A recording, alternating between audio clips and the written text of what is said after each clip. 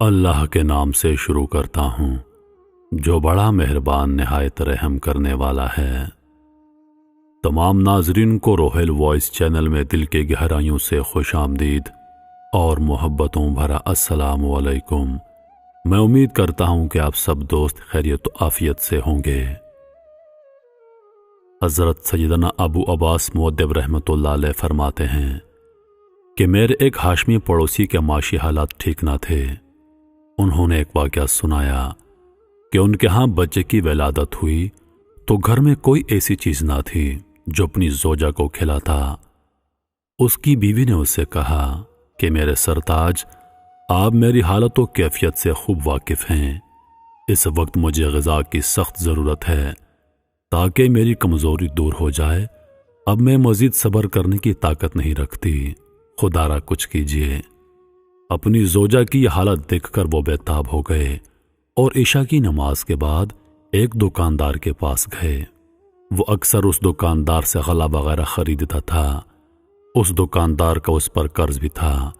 اس نے دکاندار کو گھر کی حالت بتائی اور کچھ سامان خوردنوش طلب کیا اور کہا کہ میں جلد ہی اس کی قیمت ادا کر دوں گا، لیکن دکاندار نے صاف انکار کر دیا۔ اس کے بعد وہ ایک دوسرے دکاندار کے پاس گیا اور اپنی حالت سے آگاہ کر کے کچھ چیزیں طلب کیں، لیکن دوسرے دکاندار نے بھی صاف انکار کر دیا۔ الغرض جس سے کوئی امید تھی وہ ان سب کے پاس گیا، لیکن کسی نے اس کی کوئی مدد نہ کی۔ وہ بہت رنجیدہ ہوا اور سوچنے لگا، اب میں کس کے پاس جاؤں گا، کس سے اپنی حاجت طلب کروں؟ وہ دریائے دجلہ کی طرف چلا گیا۔ ایک ملاح نے اس کو دیکھا جو اپنی کشتی میں بیٹھا مسافروں کا انتظار کر رہا تھا۔ اسے دیکھ کر اس نے آواز لگائی، میں فلاں علاقے کی سواریاں بٹھاتا ہوں، اگر کوئی مسافر ہے تو آ جائے۔ وہ آدمی اس کی طرف گیا، وہ کشتی کنارے پر لے آیا۔ آدمی کشتی پر سوار ہوا اور کشتی دریائے دجلہ کا سینہ چیرتی ہوئی آگے بڑھنے لگی۔ ملاح نے اس سے پوچھا، تم کہاں جانا چاہتے ہو؟ اس نے کہا، کچھ معلوم نہیں۔ ملاح نے تعجب سے پوچھا، تو جیسا عجیب آدمی میں نے نہیں دیکھا۔ تم اتنی رات گئے میرے ساتھ کشتی میں بیٹھے ہو اور تمہیں معلوم ہی نہیں کہ تم نے جانا کہاں ہے۔ ملاح کی یہ بات سن کر اس نے ملاح کو اپنی حالت سے آگاہ کیا تو وہ ہمدردانہ لہجے میں بولا، میرے بھائی غم نہ کرو، میں فلاں علاقے میں رہتا ہوں، جہاں تک ہو سکا میں تمہاری پریشانی حل کرنے کی کوشش کروں گا۔ پھر اس نے ایک جگہ کشتی روکی اور اسے دریائے دجلہ کے کنارے واقع ایک مسجد میں لے گیا اور کہا، میرے بھائی، اس مسجد میں سیدنا معروف کرہی رحمۃ اللہ علیہ رات دن اللہ کی عبادت کرتے ہیں۔ تم وضو کر کے مسجد میں داخل ہو جاؤ اور اللہ کے اس نیک بندے سے دعا کراؤ، انشاءاللہ ضرور کوئی راہ نکل آئے گی۔ وہ وضو کر کے مسجد میں داخل ہوا تو دیکھا کہ سیدنا معروف کرہی رحمۃ اللہ علیہ محراب میں نماز ادا فرما رہے ہیں۔ اس نے بھی 2 رکعت نماز ادا کی اور سلام کر کے آپ رحمۃ اللہ علیہ کے قریب بیٹھ گیا۔ نماز سے فارغ ہو کر آپ رحمۃ اللہ علیہ نے سلام کا جواب دیا اور کہا، اللہ تم پر رحم فرمائے، تم کون ہو؟ اس نے اپنا سارا واقعہ سنایا۔ آپ رحمۃ اللہ علیہ نے بڑی توجہ سے اس کی بات سنی اور پھر نماز کے لیے کھڑے ہو گئے۔ باہر موسم خراب ہونے لگا، بارش زور پکڑتی جا رہی تھی۔ وہ بہت گھبرایا اور سوچنے لگا، میں اپنے گھر سے کتنا دور آ گیا ہوں، بارش بڑھتی جا رہی ہے، نہ جانے گھر والے کس حال میں ہوں گے۔ اس شدید بارش میں میں اپنے گھر کیسے پہنچوں گا؟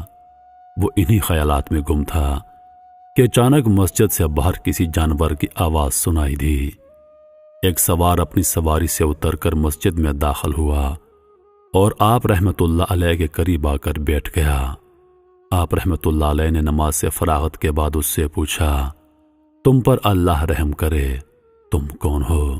سوار نے کہا، حضور میں فلاں شخص کا قاصد ہوں، انہوں نے آپ کو سلام بھیجا ہے اور کہا ہے کہ میں چادر اوڑھ کر سو رہا تھا کہ میں نے اپنے آپ کو اچھی حالت میں دیکھا، میں نے ایک خوبصورت خواب دیکھا ہے اور اپنے اوپر ایسی رحمت کی برسات دیکھی ہے کہ اللہ کا جتنا شکر ادا کیا جائے کم ہے۔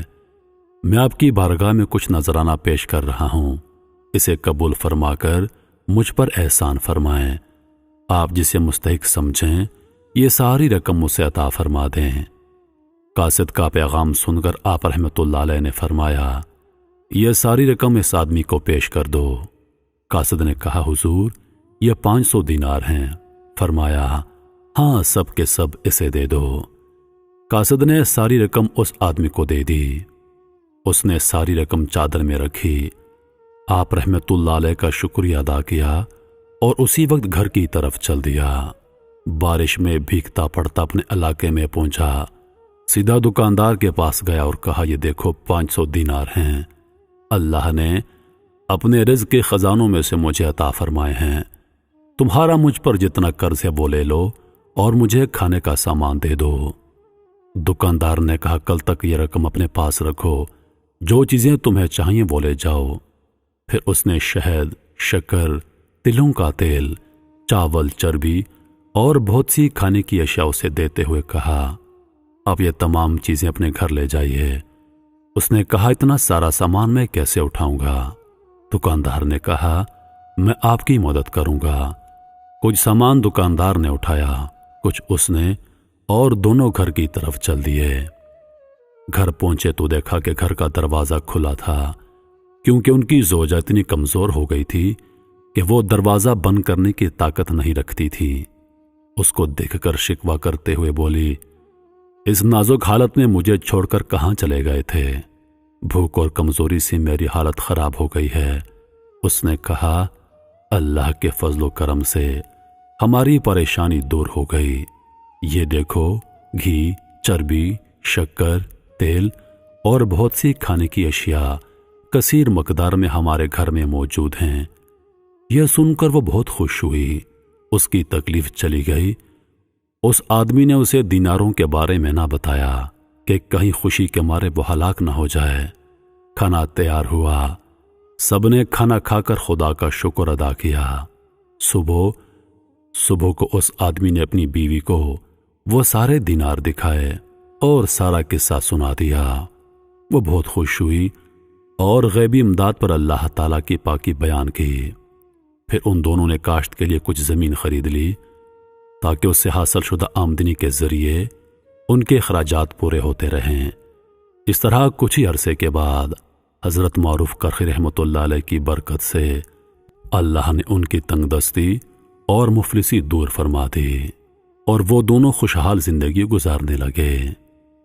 اللہ پاک آپ رحمۃ اللہ علیہ کو ان کی طرف سے جزائے خیر عطا فرمائے، آمین یا رب العالمین۔ میرے محترم عزیز دوستو، کہتے ہیں کہ جب آپ کی دعائیں قبول نہ ہو رہی ہوں تو دعائیں مانگنے کا طریقہ تبدیل کر کے دیکھیے، کسی اور سے دعا کروائیے۔ کہتے ہیں کہ اگر تمہاری دعائیں قبول نہیں ہوتی تو اس منہ سے اپنے لیے دعا کرواؤ جس منہ سے تم نے گناہ نہیں کیا، یعنی کہ دوسروں سے اپنے لیے دعا کرواؤ۔ اور ہمیں چاہیے کہ ہم اللہ والوں کا دامن پکڑ لیں، ان لوگوں کا دامن پکڑ لیں جو اللہ کے نیک بندے ہوں، جو اللہ کے قریب ہوں، ان کی صحبت اختیار کریں اور ان سے اپنے لیے دعا کروائیں۔ انشاءاللہ ان کی دعا ضرور قبول ہوگی۔ میں امید کرتا ہوں کہ آپ دوستوں کو ہماری ویڈیو پسند آئی ہوگی۔ مزید ایسی ویڈیوز دیکھنے کے لیے ہمارے چینل کو سبسکرائب کریں اور ساتھ میں موجود گھنٹی کے بٹن کو ضرور دبا دیں تاکہ ہماری ہر نئی آنے والی ویڈیو سب سے پہلے آپ تک پہنچے۔ مجھے دیجیے اجازت، سانسوں نے وفا کی تو اگلی بار ایک اور ویڈیو لے کر آپ کی خدمت میں حاضر ہوں گا۔ تب تک کے لیے خدا حافظ۔ اللہ پاک آپ سب کا حافظ و نگہبان۔ ہنستے رہیے اور ہمیشہ مسکراتے رہیے۔